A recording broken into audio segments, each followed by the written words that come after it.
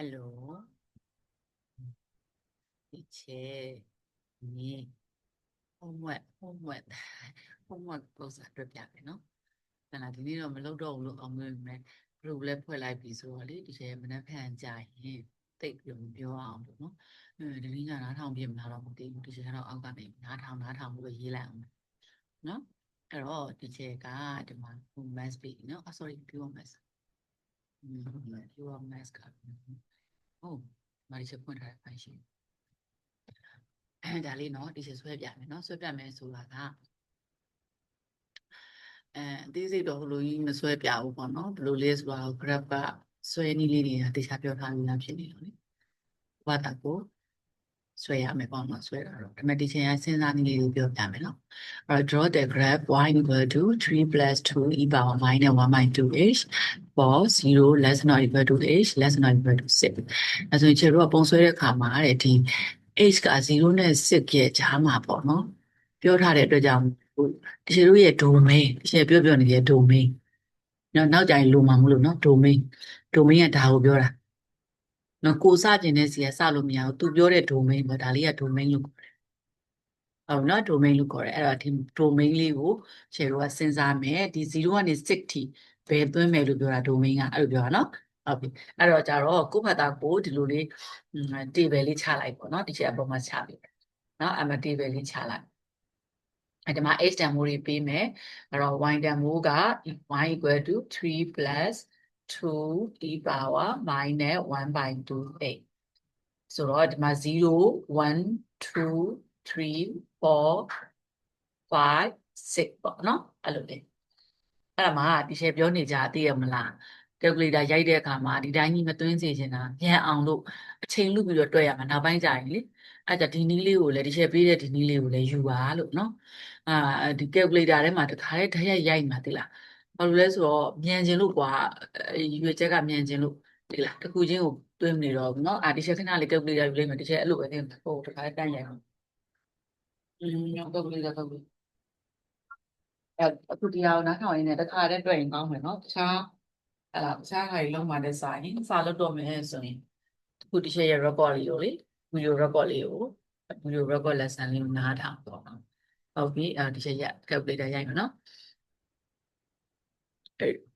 3 plus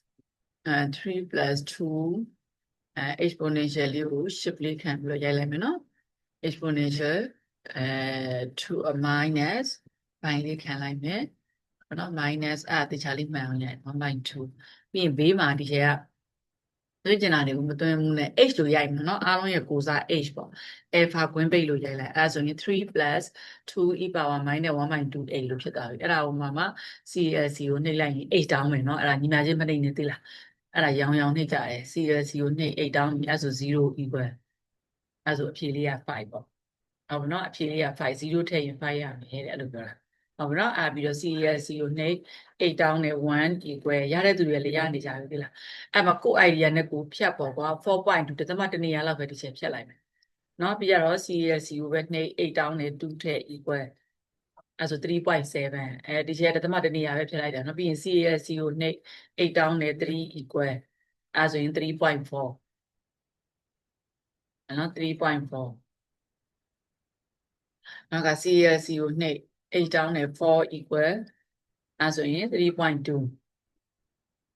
နောက်က CLC ကိုနှိပ်8တောင်းနဲ့5ထည့် equal ဒီ3.16တချို့ကြတော့လေဒီပု္ပ္ပစာလေးကိုအတန်းထဲမှာပြီးသွားကြတယ်သိလား CLC ကိုနှိပ်ချက်သိရတချို့ပြီးရသူတွေတချက်သိရ3.09ပေါ့ဟုတ်ပြီနော်အဲ့ဒါလေးကိုချိတ်ဆက်ပြီးတော့ပုံဆွဲရမှာပေါ့နော်ဒါလေးကိုချိတ်ဆက်ပြီးပုံဆွဲမယ်ပြီးကြရင်ဟိုက clear လုပ်လိုက်နော် calculator ကို shift 9 3 equal AC page အဲ့ဒါ clear လုပ်ထားလိုက်နော်ဘာနေလို့အရှုပ်ရှင်းခင်းသွားအောင်နော်အဲ့လိုမျိုးလေးအဲ့ဒါလေးကိုမှဒီပုံဆွဲတဲ့အခါမှာဒီချက်ပြောသလိုလေးတိတိကျကျလေး unit ကိုချမယ်နော်အဲ့ဒါဒီမှာတော့ဒီချက်တိတိကျကျမဆွဲပြပြတော့ဒီမှာ h ဒီမှာ y အဲ့မှာ तू ကဒီမှာ1 2 3 4 5 50ကို1 unit ပေးလိုက်1 2 3 4 5 50ကို1 unit 1 2 3 4 50ကို1 unit 1 2 3 4 50ကို1 unit အဲ့တော့ဒီမှာလည်းပဲ1 2 3 4 5 50ကို1 unit 1 2 3 4 5 50ကို1 unit အဲ့လိုလေးပေးသွားလိုက်ပေါ့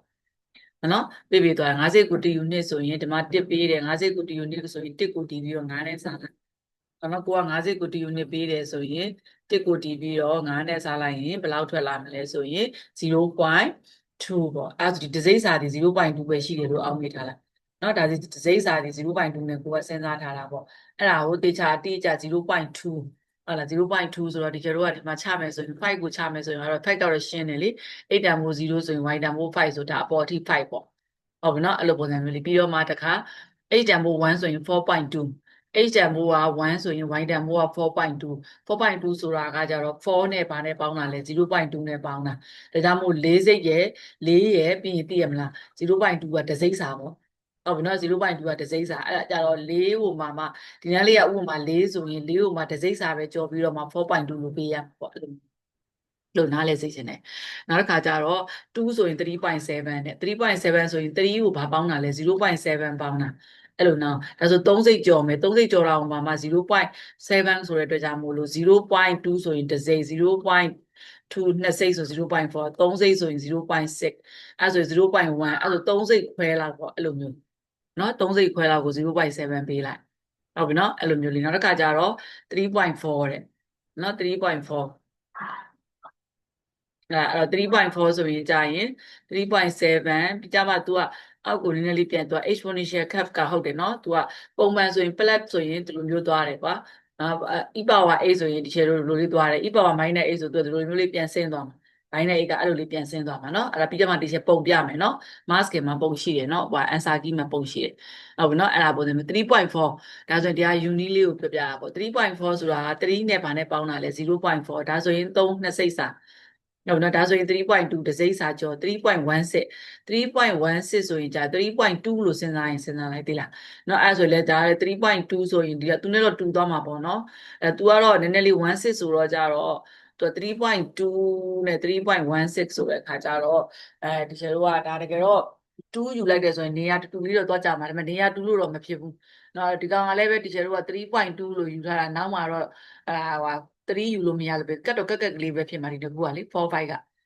နော်ကက်ကလေးပဲဖြစ်မယ်ပြီးရင် तू ကနည်းနည်းလေးယော့သွားမယ် तू ကထက်ယော့သွားမယ်ပေါ့အဲ့တော့ तू 3.2အောက်ကို तू ကနည်းနည်းလေးယော့လိုက်နော်အဲ့လား3.2 3.09ထဲ3.10ကို तू ကနည်းနည်းလေးယော့လိုက်ယော့သွားမှာပေါ့နော်အဲ့ပုံလေးကအဲ့ graph လေးကိုတေချာမှတ်အောင်ဆွဲဒီကျတော့ဒီလောက်ပဲပြောမယ်နော်ဒါပေမဲ့ဒီချက်ဟိုဟာကိုကြည့်ပြီးမယ်ပုံဆွဲရလေးကိုဒီချက်ဟိုဟာလေဗာလဲ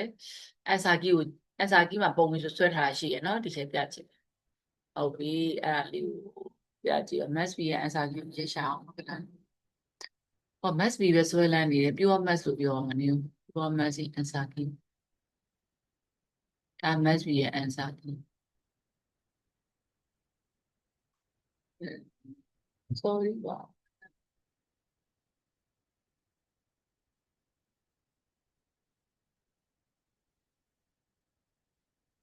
တွေ့တော့တွေ့ပြီဟုတ်ပြီ chapter 1မပုံနေတွေ့လား chapter 1က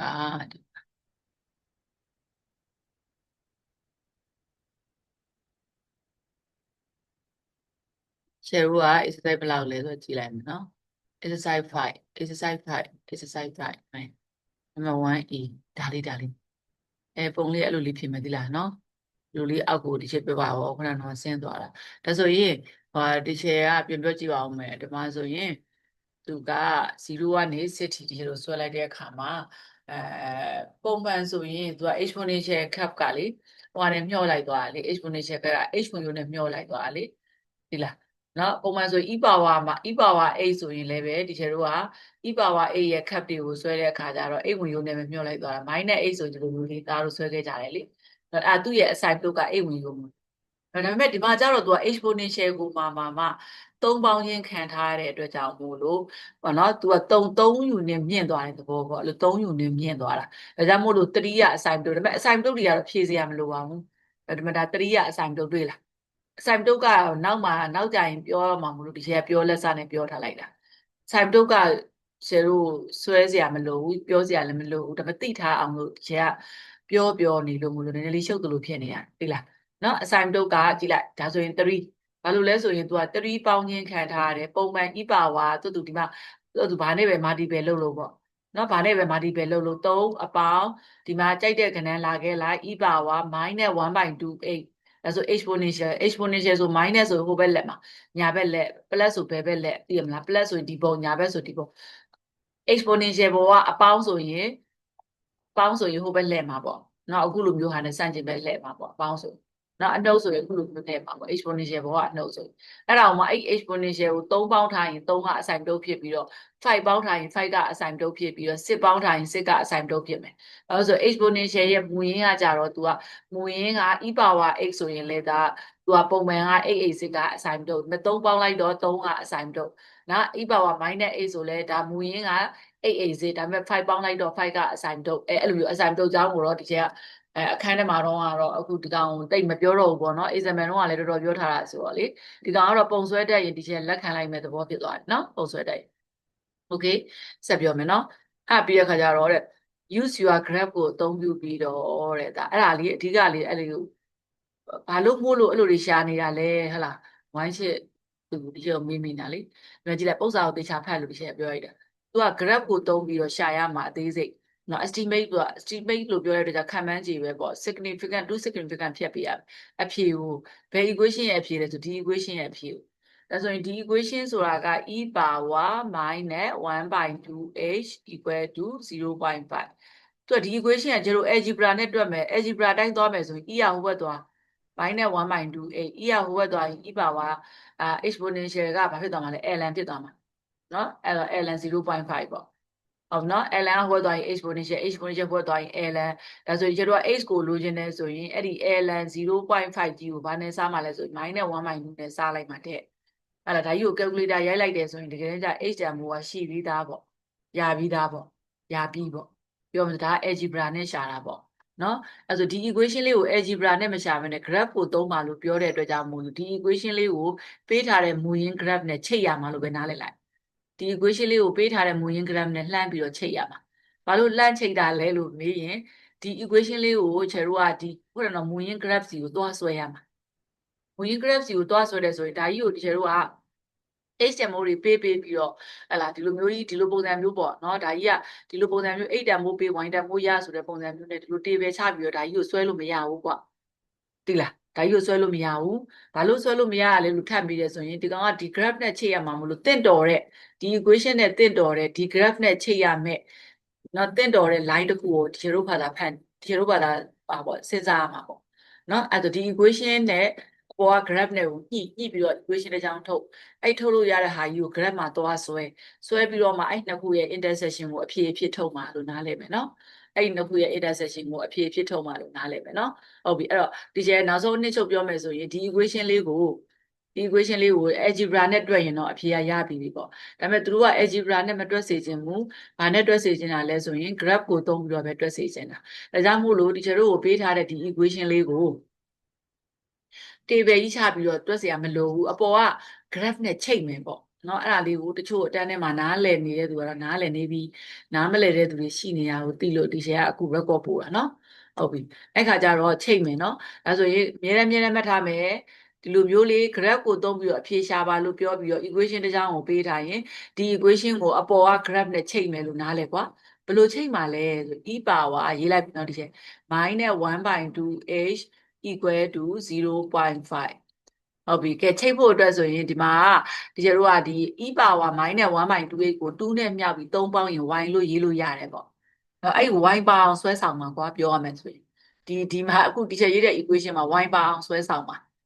y ပါအောင်ဆွဲဆောင်ဖို့အတွက်ဒီချက်2နဲ့မြောက်မှရမယ်ပေါ့ဒါကြောင့်မလို့2နဲ့မြောက်လိုက်မယ်2 multiply -1/2h equal to ဒါဆို0.5ဆိုတာကတကယ်တော့ 1/2 ပဲလေအဲ့မျက်စိလေးသွားအောင်မနေဘူးမလုပ်သေးဘူး0.5ကိုဒီချက်0.5လို့ပဲရေးလိုက်အောင်မယ်ဒါပေမဲ့လို့လေဒီဘက်မှာ right မှာleft မှာ2နဲ့ multiply လုပ်ရင် right မှာလည်း2နဲ့ multiply လုပ်ရမယ်အဲ့လိုနားလည်ရမယ်เนาะအဲ့ကြတော့2 e power -1/2h equal to ဒီကောင်က0.5နဲ့2နဲ့ကို calculator မှာမြောက်ရင်မြောက်မမြောက်ချင်ဒီကျတို့က0.5ဆိုတာ1/2နဲ့တူတူပဲဆိုတော့ဒီကောင်လေးက1ပဲရမှာပေါ့ဟုတ်ပြီနော်0.5ဆိုတော့1/2နဲ့အတူတူပဲအဲ့တော့2ခြေလိုက်တော့1ပဲရမယ်အဲ့ဒါကိုမသိရင်လည်းရတယ် calculator သွားနှိပ်လိုက်ဟုတ်ပြီနော်ပြီးကြရင် ဒီလိုလေးရလာပြီရလာပြီဆို2ကိုဘယ်မပို့နိုင်အောင်တော့ရောင်းပြီးတော့ဒီထဲလိုချင်တဲ့2လေးကိုကတ်လိုက်တာပြီးကြရင်အဲ့ကောင်လေးကို3ပေါင်းလိုက်မယ်3 plus 2 e power minus 1/2h ဒီဘက်ကိုဟလာ left ကို3 add လုပ်တယ်ဆိုရင် right ဘက်ကိုလည်း3 add လုပ်ရမယ်ဆိုတော့အခါကျ1လေးကိုလည်း3ပေါင်းလိုက်ဒီဘက်ကိုပေါင်းရင်ဟိုဘက်ကိုမပေါင်းလို့မရဘူးပေါ့နော်အဲ့ဒါဒီကျတို့ကတန်ဖိုးမပြအောင်လုပ်တာလို့နားလည်မယ်ဒါဆို3 plus 2 e power minus 1/2 a and d ကိုဒီချက် y လို့ရေးခွင့်ရှိသွားပြီ y equal to 3 plus 1ဆိုတော့4y equal to 4အဲ့ဆိုရင်ဒါတင့်တော်တဲ့ suitable straight line လို့ခေါ်တယ်ဒီ e power 1/2 minus 1/2 a ကနေပြီးတော့မှပုံစံပြောင်းသွားပြီเนาะဓာကြီးကနေပုံစံပြောင်းသွားပြီဘယ်လိုလို့ပုံစံပြောင်းသွားရလဲဆိုဒီ graph နဲ့ချိန်ပြီးတော့ပြောင်းတာဘာလို့ဒီ graph နဲ့ချိန်တာလဲဆိုဒီ graph နဲ့ချိန်ပြီးတော့ estimate လုပ်မှာမို့လို့အဖြေလေးတွေကိုအဲ့လိုလေးနားလဲပြီเนาะဘာလို့ချိန်တာလဲအဲ့တော့ဒီကျကပြောတဲ့အထဲမှာပြောတိုင်းဘာကြောင့်လဲဆိုတော့ထည့်ပြောသွားတယ်เนาะကိုလှုပ်ချင်တာကိုဟလာဘာကြောင့်လှုပ်တာလဲဆိုတာကိုသိဖို့လဲလိုတယ်ဟုတ်ပြီเนาะအဲ့ဒါမှသာလျှင်ကျတို့ကဒါ load device ချက်စရာတွက်စရာမလိုတော့ကိုယ့်ကိုသိသွားပြီကိုချိန်ရမယ်ဆိုအဲ့တော့ y equal to 4အဲ့ဆိုရင်အဲ့ y equal to 4ဆိုတာ horizontal လား vertical လားဆိုရင် horizontal ပေါ့ဟုတ်ပြီเนาะအဲ့လိုဆိုရင် horizon နဲ့သူတို့မြင်းလေးကသူတို့လဲနေ horizon နဲ့မြင်းလေးကသူတို့ကြီးထောင်နေရင် vertical ဒါလေးကို h လို့မှတ်ပြီးဒါလေးကို v လို့မှတ်လိုက်เนาะဟုတ်ပြီအဲ့ဒီ y equal to 4ကိုဒီကျတော့ဟိုမှာသွားဆွဲမှာသိလားဒီမှာကြည့်လိုက်เนาะဒီမှာဒီကျသူကတော့ကြတော့ y equal to 4ကိုသွားဆွဲပြီးထား2 equal to 4 exercise 5 number 1 a b သူကတော့ဒီမှာအဖြေလေးပဲထုတ်ထားတယ် y equal to 4ကဒီမှာဆွဲရမှာသိလားအဲ့လိုမျိုးเนาะဒီမှာဆွဲရမှာเนาะ y equal to 4ကဒီခုနက cup ကိုဖြတ်သွားလိမ့်မယ်သိလားနောက်ပြီးကြဒီမှာအဖြေလေးကဒီနားလေးမှာရှိနေမယ်အဲ့ဒါ1.3 1.3လဲရတယ်နည်းလောက်သူလက်ခံတယ် 0.1 လောက်ပေါ့နော်1.3ကို0.1ပေါင်းရင်1.4ရတယ်အဲ့တော့0.1လေးသူကဒီတိုးတာလေးကိုလက်ခံတယ်လို့ပြောတာအဲကြောင့် on နဲ့ရေးထားတာအဲ့တော့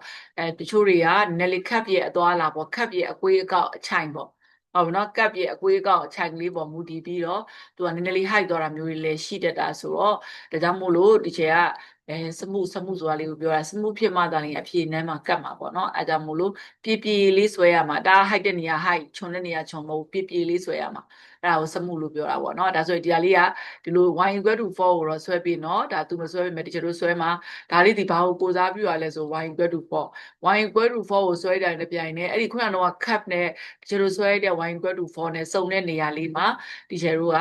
အဆက်ကလေးချပြီးတော့အဲ့ဟာကိုအဖြေဖြစ်ယူအောင်မှာအဲ့ဒါ 1.3 လဲရတယ် 1.4 လဲရပါတယ်လို့ပြောချင်တာတဲ့နော်ဟုတ်ပြီဒါလေးကိုကူးလိုက်နော်ဟုတ်ပြီပြီးတဲ့သူကလည်းပြီးပြီဆိုတော့ဒီချက်သိရနော်ဟုတ်ပြီဒါဆိုရင် A နဲ့ B နဲ့အဲ့တော့မဖက်ကြရင်စာအုပ်ထပ်ခိုင်းမှာမလို့နော်မဖက်စာအုပ်ထပ်ခိုင်းမှာလို့ပြောပြန်ပြီဒီချက်ကလေသိလားနော်ယူမသွားဘူးမြန်စစ်ပြီးတော့ဒီခါပြီးချိန်မတိုင်ခင်ပြီးအောင်လုပ်ပေးမယ်နော်ပြီးချိန်မတိုင်ခင်မြန်စစ်ပြီးတော့ပို့ပေးမယ်အဲ့တော့ပြီးသလောက်ထက်နေမပြန်တော့အဲ့လိုလုံးဝပြန်အဲ့တော့နောက်နံပါတ် C by draw ရေ suitable ကဲတင့်လျော်တဲ့ straight line တော့ပေါ့ပေါ့ line ကိုဆွဲတယ်နော် suitable line နဲ့ estimate လုပ်ပေးတဲ့2 significant ဒါဆို2 significant figure ဆိုတော့ခုနကကြတော့လေတချို့တို့အဖြေလေးက 1.3 to 1.4 ဆိုတာဒါ 2s လို့သိရနော်အားလုံးဟုတ်ပြီနော်ဟုတ်ပြီ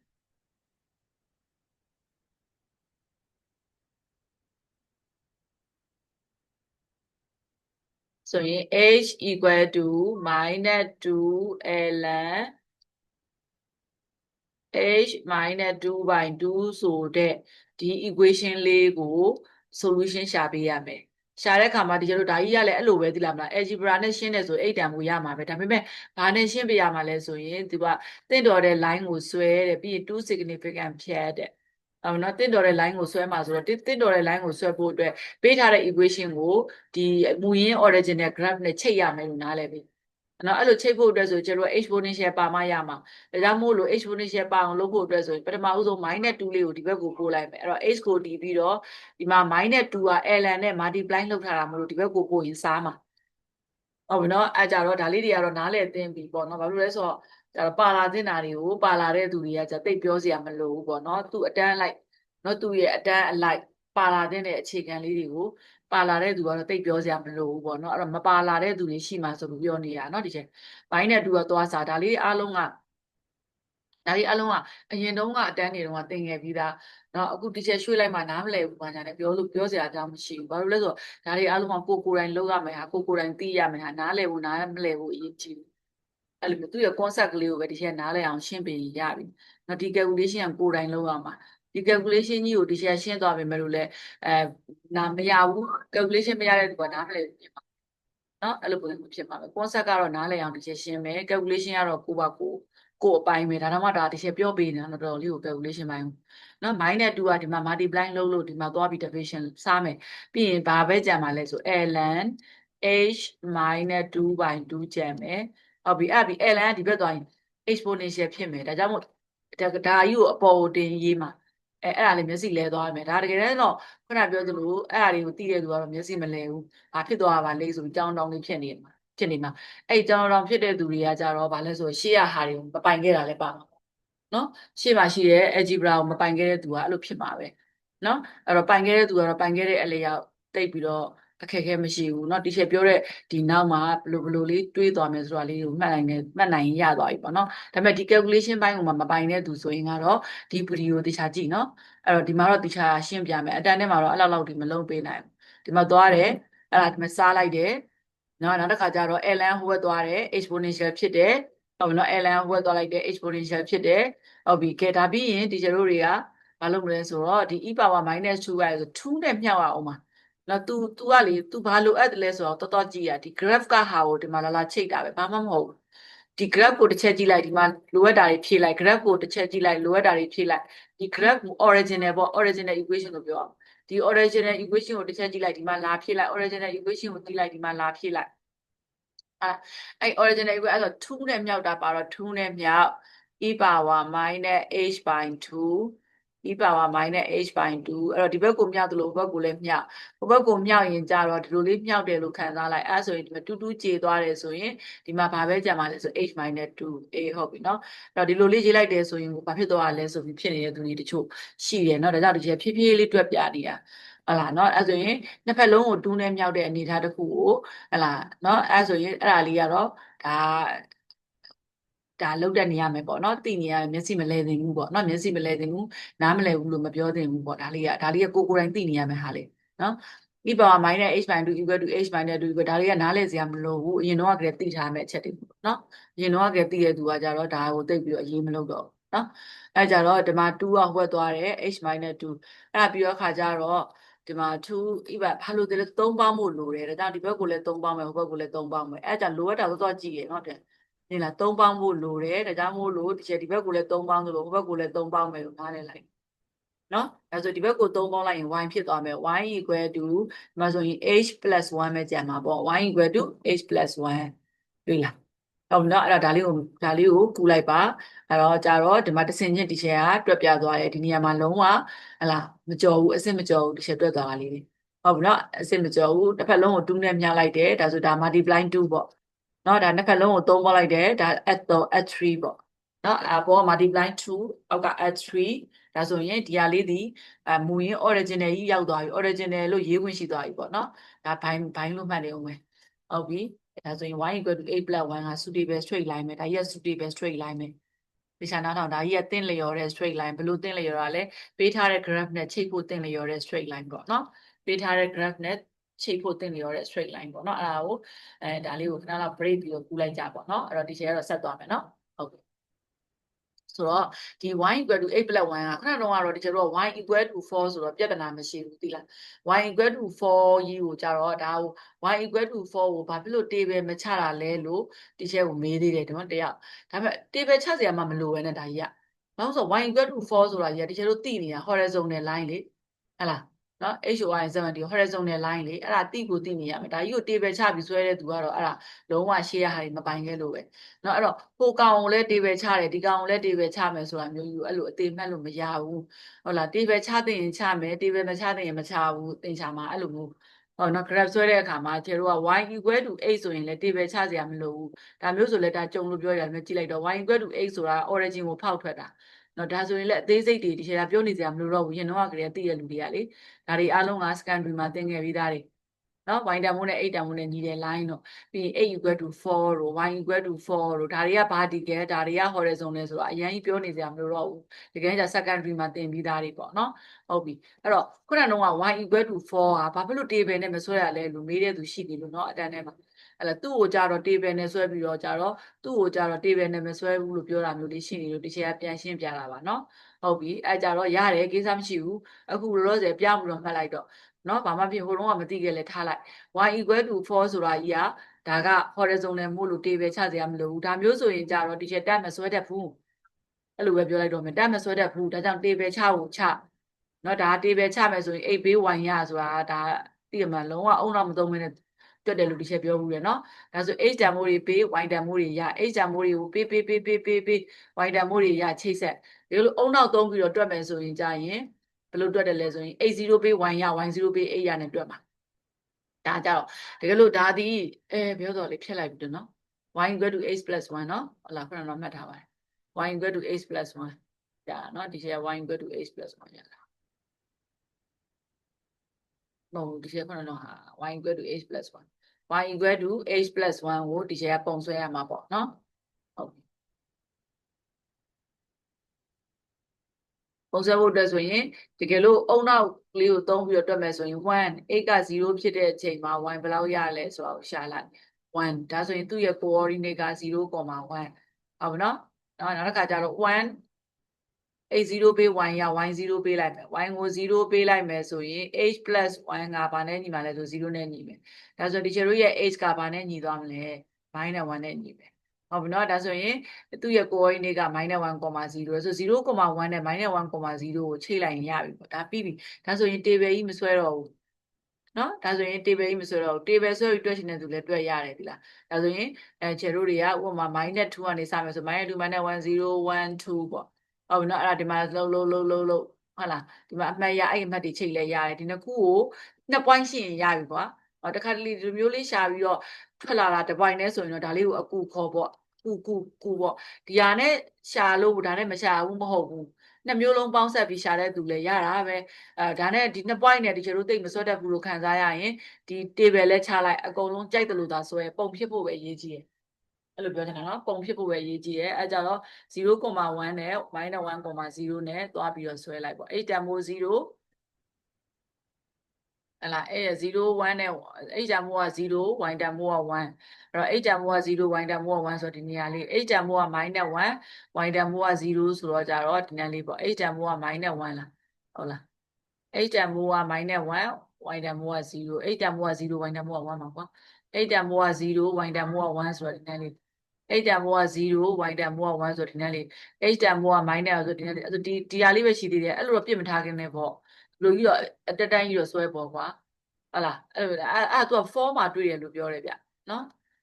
4မှာတွေ့တယ်ပြောတယ်ဟုတ်လား8 equal to 4မှာတွေ့တယ်အဖြေက8 equal to 4လို့ပြောထားတယ် C ရဲ့အဖြေကလေနော် C ရဲ့အဖြေက8 equal to 4 C ရဲ့အဖြေက8 equal to 4တကယ်ချဆွဲတဲ့သူကမှန်လားမသိဘူးเนาะအဲ့ဒါလေး8 equal to 4အဲ့တော့8 equal to 4ကဒီနေ့လေးမှာပေါ့ပုံမှန်ဆိုရင်ကျတို့ကခုနတုန်းက y equal to 8 plus 1ဆိုရင်အဲ့ဒါဆို0 1နဲ့ -1 0ကိုချိန်လိုက်ပေါ့เนาะ0 1နဲ့ -1 0ကိုချိန်လိုက်ဒါဆိုရင်ဒီကောင်လေးက2 unit ဆိုတော့ဒီနေ့လေးပေါ့ -1 ထားလိုက်တော့ဒါလေးကိုသူတို့လေးဆွဲလိုက်ပေါ့ဆွဲချလိုက်အဲ့လိုလေးဆွဲချလိုက်ဒါဆိုရင် तू ကဒီမှာတွေ့ရနေရ4ပေါ့ဒီ4လေးကိုယူရလို့နားလဲမယ်เนาะဒီ4လေးကိုအဖြေယူရလို့နားလဲမယ်ဒါဆိုပြီးပြီဟုတ်နော်အဲ့ဒါကိုပြီးတဲ့သူအတန်းထဲမှာတော့ပြီးသွားတဲ့သူတွေကအဖြေတက်လိုက်ပေါ့နော်ဟုတ်ပြီဒီချက်ကတော့ဒီလောက်ပဲเนาะဒါလေးကဒီလောက်ပဲဒီတစ်ပုဒ်ကအဲ့တော့မနှက်ဖန်ကြရင်အဲ့ဒါကိုဒီချက်ထပ်ခိုင်းမယ်เนาะဟုတ်ပြီကဲအဲ့ဆိုရင်အဲ့ဒါနံပါတ်1ပြီးသွားပြီနောက်နံပါတ်2နံပါတ်2ကကြတော့တဲ့ဒါတကယ်သုံးပုံလုံးအင်စာပေးလိုက်တာသိလားနော်2ကကြတော့တဲ့y equal to 2 plus 1/3 e power 8ဒါသူ့ရဲ့ domain ပေးထားတယ်ကွာနော်သူ့ရဲ့ domain ပေးထားတော့ကွက်ကူဒါ table လေးချလိုက်ပေါ့ဟုတ်ပြီနော်ဒါမှ h တန်မိုးတွေပေး y တန်မိုးရပေါ့ဟုတ်ပြီနော် table ချတဲ့အခါမှာသူပေးတဲ့ domain အတိုင်းပဲစဉ်းစားမယ်-1အပြင်ကနေမစဉ်းစားရဘူးဒါ domain နော်သူပေးတဲ့ domain အတိုင်းစဉ်းစား -1 0 1 2 3ထိပဲဆွဲဒါဆိုဒီမှာဆွဲဒါဆို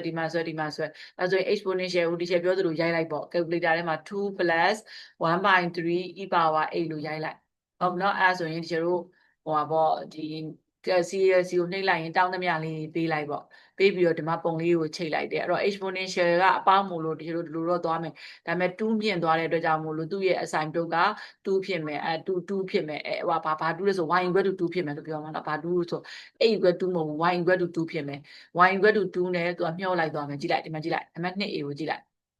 နံပါတ် 2a ဆိုရင်ဒါတကယ် तू ကဘယ်နှစိတ်လဲကွာ9စိတ်ကို9ယူနေလားမသိပေးထားလို့လေ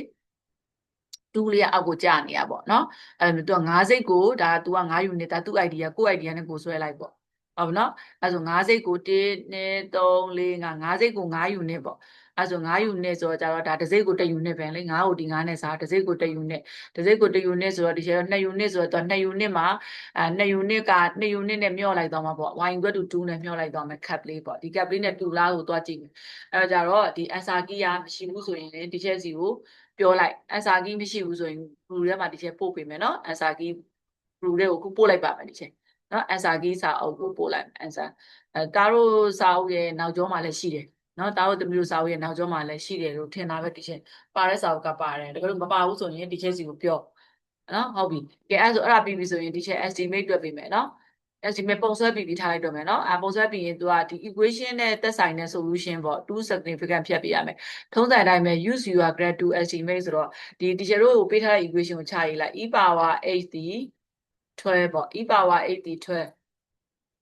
e power 8ဒီ12ဆိုတော့ဒါလေးကို teacher တို့ကဒီ original graph နဲ့ချိန်ရမယ်ဟုတ်ပြီနော် original graph နဲ့ချိန်ရမယ်ချိန်ဖို့အတွက်ဆိုရင်ကျတို့ 1/3 အရင်ဆုံးမြှောက်အောင် 1/3 e power h equal to 1/3 ကို multiply လုပ်မယ်12နဲ့နော်အဲ့ဆိုရင် 1/3 e power h equal to 3 လေးလီစနစ်ဆိုတော့4အဲ့ဒါပြီးရင်ဒီလို2ပေါင်းဖို့လိုတယ်နှစ်ဖက်လုံးကို2ပေါင်းလိုက် plus 1/3 e power h equal to 2 plus 4ဟုတ်ပြီနော်ဒါဆိုဒါလေးက y ဖြစ်သွားတော့ y equal to 6ပေါ့ဒါပဲဒါဒီတင့်တော်တဲ့ straight line ပဲအဲ့ဒါ horizontal line ဒါမျိုးဆိုဒီလို table ချစရာမလိုဘူးတခါတည်းဆွဲရုံပဲเนาะအဲ့ဒါပေါ့တခုကိုအသေးမှတ်လို့မရဘူး y equal to 6ဆိုရင် horizontal အဲ့ဒါကို table ချစရာမလိုဘူးဟုတ်ပြီเนาะအဲ့လိုမျိုးမဟုတ်ဘဲနဲ့ तू က8 + 1တို့8 + 2တို့သိရမလားဒါမျိုးလေးတွေ तू ကအဲ့လိုမျိုးလေးတွေ linear equation လို့ခေါ်တာပေါ့ကွာအဲ့လို linear equation လေးတွေဆိုရင်တော့ table ချပြီးတော့ဆွဲဟုတ်ပြီနော် linear တို့ parabola တို့ quadratic တို့အဲ့လို equation လေးတွေဆိုရင်ကတော့ဒီကျတို့တွေကဒီလို table ပေါ့ table ဆိုတာကိုပြောတာနော် table လေးချပြီးတော့စဉ်းစားဒါမျိုးဆိုစဉ်းစားစရာမလိုဘူးအဲ့တော့အဲ့ y equal to 6ကိုသွားပြီးတော့ဆွဲလိုက်ရုံပဲပေါ့နော်ဒါပေမဲ့ तू ကတော့ဆွဲမထားဘူးဆွဲထားရဲဒီမဲ့ y equal to 6ကပပလေးအပေါ်မှာလားမသိပါဘူးကွာနော်အဲ့တော့ဒီကျတို့ y equal to 6ကိုဆွဲချရဲမထားဘူးဆွဲပြီးတော့ तू စုံတဲ့နေရာလေးကိုကျတို့ကခေါ်ရမှာပေါ့နော်ပြန်ပြပြမှာခဏလေးအဲ့တော့အဲ့တော့ဒီရှယ်ကမဆွဲပြီလို့ပုံကလေဒါဆို y equal to 6 y equal to 6ဆိုတဲ့အတွက်ကြောင့်မို့လို့ဒီမှာဒီရှယ်တို့က5အပေါ်မှာတစ်စိတ်တစ်သားလောက်တစ်စိတ်တစ်စိတ်တစ်စိတ်တစ်စိတ်တစ်စိတ်တစ်စိတ်တစ်စိတ်တစ်စိတ်တစ်စိတ်တစ်စိတ်တစ်စိတ်တစ်စိတ်တစ်စိတ်လေးကိုမြင်းလေးဖြပြောင်းလေးဆွဲလိုက်ပြီးတော့ဒီမှာစုံတဲ့နေရာလေးကိုဒီရှယ်တို့ပပလေးချလိုက်ပပလေးချရင်အဲ့2ကြော်လောက်ပဲเนาะအဲ့တော့ तू က 0.5 तू ကဒီမှာကျတော့5စိတ်ကို0.5ပေးထားတယ်เนาะ तू ကကြဒီမှာ5စိတ်ကို0.5ပေးထားတယ်เนาะ50ကို 0.5 ဆိုရင်ကျတို့အဲ့ 0.5 ကိုတီးလိုက်သေးလား0.5ကိုတီးပြီးတော့50ဆိုရင်9နဲ့စားလိုက်เนาะအဲ့ဒါဆိုရင်ဒီကျတို့တစ်စိတ်စာရမှာ0.1တစ်စိတ်ကို 0.1နဲ့သူကတွက်မှာဒါကြောင့်မလို့တစ်စိတ်ကို 0.1တစ်စိတ်နဲ့စိတ်3စိတ်ကျော်လားမသိဘူး3စိတ်ကျော်တဲ့အခါကျတော့ 0.3 เนาะ30အဲ့ဆို 0.3 ဆိုရင်အဲ့2ကိုဘာပေါင်းမှာလဲ 0.3 ပေါ့ဒါဆို 2.3 ပေါ့ဒါပေမဲ့ तू 2.4 ရနေဒါကဒီချက်ကနည်းနည်းလေးဘယ်လိုပြောမှလဲ4စိတ်လောက်ကြာမလားဟိုပေါ့ပင်ရာကြီးကထူးနေလို့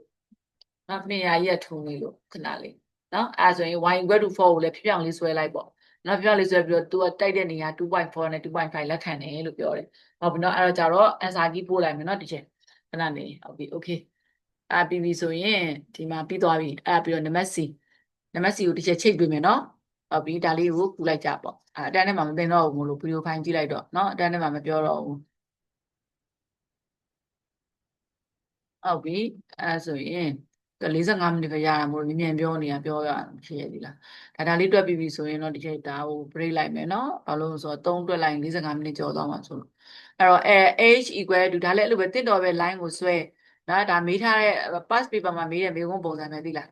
နော်အဲ့ဒါမျိုးတစ်ပုတ်ပါမှာပဲဒီချိန်မေး6 minus 6 ဟုတ်ပြီနော်ဒါဆိုရင်ဒါလေးကိုလည်းဒီကောင်နဲ့ဒီကောင်ပအောင်ဆွဲဆောင်အောင်ပါပဲသူ့ကိုလှမ်းကြည့်ဘာလို့အဲ့လဲဆိုတော့သူ့ကိုလှမ်းကြည့် ln ကိုအရင်ဆုံး exponential ပြောင်းလိုက် e power h equal to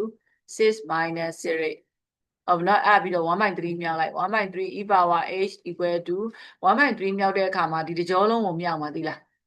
ဟုတ်နော်ဒီတစ်ကြောလုံးကို 1/3 နဲ့မြောက်မှာအဲ့ဒါအဲ့ calculation ကလည်းပဲကျတို့ကကျွမ်းရတော့မှာပေါ့နော်ဒီအချိန်ဒီ IG ဖြေတော့မဲ့အချိန်ရောက်သွားပြီဆိုတဲ့အခါကျတော့ရှေ့မှာသင်ခဲ့တဲ့ရလဒ်လေးတွေကဒီမှာလာစုတာပေါ့နော်မကျွမ်းတဲ့သူကကျတော့မရဘူးပေါ့ရှေ့မှာကျွမ်းခဲ့တဲ့သူကတော့ AC ပဲ3 3 3 6 2 minus 28ပေါ့ဒီ3ဒီ6ကိုလည်းမြောက်မယ်ဒီ3ဒီ6ကိုလည်းမြောက်မှာเนาะတချို့ဆိုရင်ဒီတစ်ခုတည်းမြောက်ပြီးတော့ပြစ်ထားခဲ့ကြတဲ့လူတွေရှိတယ် calculation မပိုင်တဲ့သူတွေပေါ့เนาะအဲ့တော့ 1/3 ဒီသူကသူတို့လက်ဆိုင်တယ်သူကလည်းသူတို့လက်ဆိုင်တယ်เนาะဟုတ်ပြီအဲ့တော့ 2/3 အဲ့ပြီးရင်ချက်ဘာလုပ်မလဲဆို2ပေါင်းမယ်အဲ့တော့2 plus 1/3 e power h equal to 2 minus 2 raised 2ပေါင်းမယ်ဟုတ်ပြီနော်2ပေါင်းမယ်2ပေါင်းမယ်ဆိုတော့အခါကျတော့ဒီမှာ2ပေါင်းလိုက်တာနဲ့တပြိုင်နက် तू က y ဖြစ်သွားတယ်အဲ့တော့ဒီဘက်မှာတော့4 minus 2a ဒါက linear equation လို့ခေါ်တယ်ဒါလေးက4 minus 2a က linear equation ဟုတ်နော်ဒီ linear equation လေးကကြာတော့ကျတော့ horizontal vertical ဒီချက်မမေးတော့ဘူးဒါဒီ linear equation ဖြစ်တဲ့အတွက်ကြောင့်မို့လို့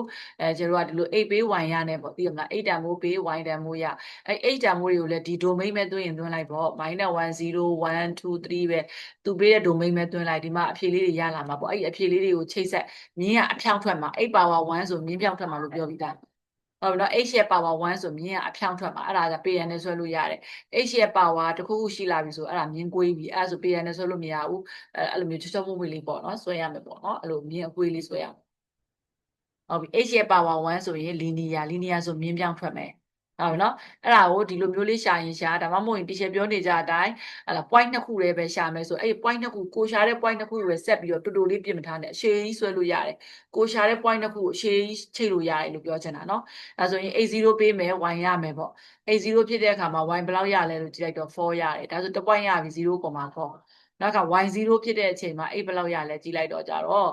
ဒီညမှာ0ထည့်လိုက်တာပေါ့အဲဆိုရင် 2h equal to ဘယ်လိုဖြစ်သွားမလဲ 2h equal to 4ပေါ့နော်အဲဆို 2h equal to 4ဆိုတော့ h equal to ကဘယ်လောက်ဖြစ်သွားမလဲဆိုတော့2ပေါ့ဟုတ်ပြီနော်အဲဆိုရင် h တန်မိုးက2 y တန်မိုးက0ပေါ့အဲ့တော့ y နေရာမှာ0ထည့်လိုက်တယ်ပြန်တွက်ပြန်မယ် y နေရာမှာ0ထည့်လိုက်တယ်4 minus 2h ဒါဆိုရင် 2h 8ကဘယ်လောက်ဆို8ကကိုယ့်ပဲလာခဲ့လိုက်တော့ 2h equal to 4အဲ့တော့ h equal to 2ပေါ့ဒါကြောင့်မို့8တန်မိုးက2အဲ့တော့0 4နဲ့2 0ကိုချိန်လိုက်8တန်မိုး0 y တန်မိုး4အဲ့ h တန်မိုးက0 y တန်မိုးက4ဆိုတော့ဒီနားလေးလောက်ပေါ့နော်နောက်က h တန်မိုး0 y တန်မိုး4 h တန်မိုး2 y တန်မိုး0 h တန်မိုးက2 y တန်မိုးက0ဆိုတော့ဒါ1.2 h တန်မိုးက2ကဒီနားလေးအဲ့ဒီနှစ်ခုကိုချိတ်ပြီးဒီမှာဒီအဖြေကိုယူမှာပေါ့ဒီအဖြေက 0.5 ကျော်ကျော်လေးတွေ့လားအဲ့လိုမျိုးနေเนาะအဖြေယူနည်းကိုလည်းသိဖို့လိုတယ်ဟုတ်ပြီเนาะအဖြေယူနည်းကိုမသိရင်ဒီချက်ကိုပြန်ပြီးအဲ့ဒါအတန်းထဲမှာဒီချက်ပြန်ရှင်းပြမယ်အဖြေယူနည်းမသိလို့ဆိုပြီးတော့ခတ်တွေလည်းဆွဲရတယ် line တွေလည်းဆွဲရတယ် suitable straight line ကိုလည်းဒီလို calculation လည်းလုပ်တတ်တယ်ဒါပေမဲ့အဖြေဘယ်လိုယူရလဲလို့မသိရင်ပြန်ပြီးပေါ့ဒီချက်ပေါ့เนาะဟုတ်ပြီအဲ့ဆိုရင်ဒါကနံပါတ်2ထိတွက်ပေးလိုက်တာပါပဲเนาะဟုတ်ပြီ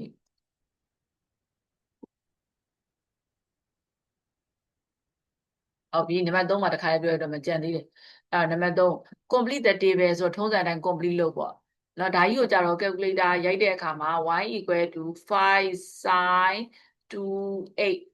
အဲ့လိုရိုက်နော် minus 2 cos 8အဲ့မှာ तू က sin တွေဘာတွေကကြာ calculator မှာရိုက်ရင်တခါတည်းဂွင်းစားဂွမိတ်တွေပါလာရတယ်तू ကဂွင်းစားဆိုကိုကဂွင်းကိုပိတ်မိအောင်ပိတ်ပေါ့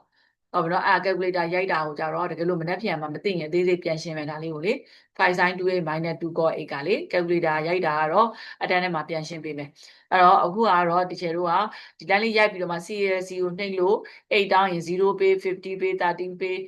45ပေး60ပေး75ပေး90ပေးဒါပဲအဲ့မှာဒီချေတို့ကဒီမှာဖြည့်လိုက်ရုံပဲပေါ့ဟုတ်ပြီနော်လိုအပ်တာတွေအဲ့ဒါပြီးတော့ဒါဒီချက်ချိတ်ဆက်တာလေးပဲသင်ပေးမယ်ဒါကြတော့တဲ့ကြည့်လိုက်အောင် draw the graph y equal to 5 sin 2 8 minus ဒါကြတော့ကျတို့ကို तू က0ကနေ90ဒီဂရီထိပေးထားတယ် तू ကပြောတဲ့အတိုင်းပဲဒါ domain ပဲနော် तू က0ကနေ90 तू သွင်းထားတယ်နော် तू လည်းပဲသွင်းထားတယ်ဒီမှာလည်း domain ကအဲ့လိုပဲ तू မပြောလဲဒီချက်တို့တွေကကိုယ့်အကိုတေးပဲတိဆောက်ရင်လည်း90ထိသွားရမှာနော်အဲ့တော့တီတာက0ကနေဒါတီတာမဟုတ်ဘူးတော့ဒါ0သိလားဒါ0သူမှားရထားတာ0 less than or equal to 8 less than or equal to 90 degree 0ကနေ90 degree ထိကိုကျတို့တွေကအသေးစိတ်90ဆိုတော့အများကြီးကို1 2 3နဲ့ရှာမနေနဲ့ degree ဖြစ်တဲ့ကြောင့်မို့15 degree 30 degree 45 degree 60 degree 85 degree ဒီ idea ကိုယူနော် တခါတည်းသူတို့တေးပဲမပေးဘူးဆိုရင်ကျတို့က0ဒီဂရီကနေ60ဒီဂရီအထိကို1 2 3နေမဲ့သွားနေပြီးမှမဟုတ်တော့ဘူးအဲ့တော့60အထိသွားမှာမဟုတ်လို့ idea လေးကိုယူမော့15ချပြီးယူသွားတာပေါ့နော်15ချပြီးယူသွားတာအဲ့တော့ဒီပု္ပ္ပစာအနေနဲ့တော့အခက်အခဲမရှိပါဘူးသူပေးတဲ့အတွက်ကြောင့်မို့လို့တချို့တို့တွေကဘယ်လိုသွားရမလဲဆိုတာကိုစဉ်းစားစရာမလိုတော့ဘူးသူ့ရဲ့ဒီမှာ complete လုပ်ပေးရုံပဲပေါ့တကယ်လို့အဲ့လိုမဟုတ်ဘဲနဲ့ table ကြီးကိုမပေးထားဘူးဟေ့ဆိုရင်ကိုယ့်အတာကိုစဉ်းစားရမယ်ဆိုရင်0ဒီဂရီကနေ60ဒီဂရီကြားဆိုရင်1 2 3 4 5 6နဲ့သွားနေမပြီးတော့ဘူးဒါကြောင့်မို့လို့15ဒီဂရီချပြီးသွားတဲ့ idea လေးကိုယူလို့ပြောချင်တာပါနော်ဟုတ်ပြီ okay ဒါဆိုရင်နံပါတ် C ကိုချိန်မယ်အဲ့ဆိုဒါပုံဖြစ်သွားပြီထားပါတော့เนาะဒီချက်ဒီဘက်ကိုပြပေးမယ်နံပါတ်3ရဲ့ပုံဒီနံပါတ်3ရဲ့ပုံကဒီပုံလေးထွက်လိမ့်မယ်เนาะနံပါတ်3ရဲ့ပုံလေးကဒါကသူကချိတ်ဆက်ထားလေးကိုပြအဲ့တော့ဂါးငယ်ပုံလေးထွက်လိမ့်မယ်အဲ့တော့ထွက်မထွက်ဆိုတာတခြားကြည့်ပေါ့เนาะအဲ့ကြတော့ဒီဘက်မှာ idea လေးတစ်ချက်ယူလို့တော့ရတယ်ပေါ့เนาะ idea တစ်ချက်ယူပုံဆွဲတဲ့ဟာကိုဘယ်လောက်ထားတယ်ဆိုတာလေးပေါ့เนาะအဲ့တော့ကြတော့စာမွေးကြရင်တော့များသောအားဖြင့်ကတော့ grad စာရွက်လေးပေးထားတယ်အဲ့ဒီစာရွက်ပေါ်မှာသူတို့ဖြည့်ထားတာရှိတယ်သူတို့ idea အတိုင်းပဲ9 unit က9စိတ်ကဘယ်နှ unit လဲဟလာ10စိတ်ကဘယ်နှ unit လဲဆိုတာကိုသူတို့ရဲ့ idea အတိုင်းသွားရမှာအဲ့လိုမျိုးတစ်မျိုးပေါ့ဒါဆိုလည်း9စိတ်ကို9 unit ပေးထားတယ်ဒါမျိုးဆိုရင်ကြတော့9စိတ်ကို18 unit ပေးထားတယ်တွေ့လားဒီမဲ့เนาะဒါမျိုးဆိုရင်ပေါ့เนาะဒါမျိုးဆို9စိတ်ကို18 unit ဒါဆိုဒီကျတို့ကို तू က18 36 54 82တွေကိုပေးထားမှာဒီပုံကြီးကိုပေးမထားဘူး तू ပေးတဲ့ grad စာရွက်မှာ तू က number လေးတွေပေးထားအဲ့ number တွေကိုပြင်လို့မရဘူးအဲ့ဒီ number တွေအတိုင်းပဲဒီတို့တွေကစဉ်းစားပြီးဆွဲရမှာပေါ့ကွာကို idea မဟုတ်တော့ဘူးဒါမျိုးဆိုရင်1 2 3 4 5စိတ်ကို18ဆိုရင်18ကိုတီးပြီး9နဲ့စားလိုက်သိလားအဲ့လိုမျိုးเนาะ18ကိုတီးပြီးတော့ဒီတို့တွေ9နဲ့စားလိုက်မယ်ဒါဆိုရလက်ကိုကြည့်လိုက်တဲ့အခါကျတော့3.6ဒါဆိုတစ်စိတ်ကို3.6နဲ့စဉ်းစားရမှာတစ်စိတ်3.6နှစ်စိတ်ဆိုဘယ်လောက်လဲ3စိတ်ဆိုဘယ်လောက်လဲ4စိတ်ဆိုဘယ်လောက်လဲဟုတ်ပြီတော့အဲ့တော့ answer အမြောက်9 equal to 18ဒါပဲဟုတ်ပြီနော် answer အမြောက်9 equal to 18ဒါဆိုဒီမှာ18ရှိရင်အဲ့18ကိုတီးပြီးတော့9စိတ်ဆို9နဲ့စားလိုက်ဒီမှာ18ရှိပြီးတော့10စိတ်ဆိုရင်10နဲ့စားလိုက်ဒီမှာ18ရှိပြီးတော့15စိတ်လားပေါ့ဒီတေးသေးလေးတွေကိုရေးတာနော်1 2 3 4 5 5စိတ်ကို18ယူနေအဲ့ဆိုအဲ့18ကိုတီးပြီးတော့ဒီမှာတကယ်လို့15ဆိုလဲ15နဲ့စားလိုက်ပေါ့အဲ့ဒါ idea ပေါ့နော်အဲ့ဆိုတစ်စိတ်ယူတဲ့ idea ပေါ့နော်ဒါအရင်တော့ကတည်းကသိထားရမယ်ဒါပေမဲ့လို့လည်းဒီချက်ပြန်ပြောလိုက်တာပေါ့နော်ဟုတ်ပြီ okay အဲ့ဆိုရင်ဒီမှာပုံလေးဆွဲပြီးထားလိုက်တော့မယ်เนาะဒါကတော့ဒီချက်ကစိတ်ချသွားပြီပုံကအရင်ရှေ့မှာတော့သင်ခဲ့တော့လေတခြားလေးကိုဆွဲလိုက်ကြပြီးရင် idea လေးကိုလည်းတစ်ချက်ယူလို့ရတယ်ဒီချက်ပြီးရင် PDF file ပို့ပေးမယ်เนาะဟုတ်ပြီအဲ့တော့ကြတော့ဒီမှာကရသွားပြီထားလိုက်တော့မယ်เนาะရသွားပြီဒီချက်လုတ်ပြီးမှဒါလေးလုတ်ပြီးမယ်ဒီနံပါတ် C လေးဒီချက်တွက်ပြမယ်เนาะဒါပုံဆွဲပြီးပြီဒါဆိုရင်ပြီးသွားပြီC ကကြတော့တဲ့သူချိတ်ရမှာဒီမှာ2မှာ2ရဲ့ bracket ရဲ့1 plus cos 8ဒါဆိုဒါ bracket ကလေးကိုပိတ်လိုက်မယ်ပြီးရင် equal to 5 sin 28တဲ့เนาะ5 sin 28ဒါဆိုရင်ကျတို့ကမူရင်း graph ကိုတေချာကြည့်မူရင်း graph မှာဘာတွေပါလဲကိုကဘာတွေလိုအပ်လဲဆိုတာကြည့်ပေါ့ဟုတ်ပြီเนาะအဲ့ဆိုကြည့်ရဲ့2ဝင်မြောက်လိုက်မယ်သိလား2ဝင်မြောက်လိုက်ရင်နည်းနည်းပြန်2စမ်းမလားလို့2 plus 2 cos 8 2 cos 82 cos 8ကလေးပါလာပြီ equal to 5 sin 28 5 sin 28 okay အဲ့5 sin 28ကလည်းဒီချက်လိုချင်တဲ့ထဲမှာပါတယ်လေဒီမှာ5 sin 28ဟလာနည်းနည်းလေးတော့ရနေပြီဒါပေမဲ့ပြန်ဆင်ရအောင်အဲ့တော့5 sin 28ထဲကိုဒီကောင်ကနှုတ်တာဆိုတော့ဒီချက်2ကိုကိုယ့်ဘက်ထားခဲ့မယ်ပြီးတော့ကြတော့5 sin 28ထဲကနေပြီးတော့ဒီ2 cos 8ကိုသွားနှုတ်လိုက်မယ်တွေ့လား2 cos 8ကိုသွားနှုတ်လိုက်မယ်သွားနှုတ်ပြီးရင်ဒီချက်ကဒီကောင်ကြီးကိုကိုယ့်ဘက်ရေးလိုက်မယ်ဘာမှမဟုတ်ဘူးเนาะဒီချက်ဒီကောင်ကြီးကိုကိုယ့်ဘက်ရေးလိုက်တာ5 sin 2h minus 2 cos 8ကိုကိုယ့်ဘက်ကိုရေးလိုက်မယ်ဒါဆိုဟိုဘက်မှာ2ရှိမယ်ဒါကနည်းနည်းလေးသိရမလားကိုယ့်ဘက်မှာဒါလေးရှိချင်လို့ရေးလိုက်တာလို့နားလည်မယ်အဲ့တော့ဒါကတော့ဒဲပဲရွှေ့လိုက်တာဒီချက်ဒီဘက်ကိုရွှေ့လို့အနှုတ်ဖြစ်တယ်ဒီဘက်မှာ2ကြံခဲ့တယ်ပေါ့နော်ဒါလေးကလည်းဒီချက်ကနည်းနည်းလေးပြောလိုက်တာပေါ့တကယ်ကဒါကနားလည်ရမယ့်ကိစ္စတွေပေါ့နော်အဲ့ဆို5 sin 28 minus 2 cos 8ရဲ့နေရာမှာဒီချက်တို့က y လို့သွင်းခွင့်ရှိပြီအဲ့တော့ y equal to 2ဒါဆိုရင်ပေးထားတဲ့ဟိုပေါ်မှာ y equal to 2ကိုသွားဆွဲလိုက်ရုံပဲသိလားဒီမှာတွေ့လားဒီမှာ draw y equal to 2လေတွေ့လားအားလုံးနော်ဒီမှာလေအဲ့ဒါ answer ကြီးမှာ draw y equal to 2အဲ့ဆို y equal to 2ကိုဒီလိုလာဆွဲလိုက်လာဆွဲပြီးတော့အဖြေကဒီလိုယူမှာအဖြေကဒီလိုယူမှာဒါပဲအဲ့ဒါကိုယ့်အဖြေနဲ့သူ့အဖြေနဲ့ကိုက်လာဆိုတော့စစ်လိုက်ကြဒါ2 significant ဖြစ်ပါဟုတ်ပြီเนาะဒါဆိုရင်ဒီနေ့အတွက်ကgraph ကပြီးသွားပြီเนาะအဲ့တော့တမိတယောက် graph ပဲနေပြီးမှလည်းလို့မေးရเนาะမနေ့ကကြာရင်တော့နည်းနည်းလေးအချောတက်မယ်အချောတက်ပြီးရဲ့အခါကျမှဒါဒီသုံးပုံလုံးကိုဒီချက်ကခုညကိုဒါဆိုရင်တကယ်တော့မပြန်ယူမှာပေါ့เนาะဒီချက်ကအခုညကိုတငယ်ချင်းတွေအချင်းချင်းကိုလည်းပြောလိုက်ကြအောင်เนาะဟလာဒါလေးကိုဆွဲဖို့လေးကိုလေဟလာဟလာဆွဲမပြန်ကြရင်လည်းလိုရတဲ့ break ချိန်တွေပိုင်းမှာလည်းဆွဲလို့ရတယ်လေဒါလေးကိုနားထောင်ပြီးရလဲတခါလေးဆွဲလိုက်ပေါ့เนาะအဲဆိုအားလုံးပပိုင်เนาะမပြန်ကြရင်စာအုပ်ထည့်ရမယ်ဒါပဲတကယ်ချင်းချင်းလက်တို့လိုက်ကြအောင်